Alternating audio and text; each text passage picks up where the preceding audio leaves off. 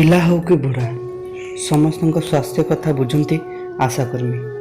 गोटे पिला जन्म हवा पाखर बड़ हवा पर्यंत माँ पर आशाकर्मी बुझी थाए स्वास्थ्य कथा। आज से आशाकर्मी मानू दुर्व्यवहार शिकार होगापाई पड़ी।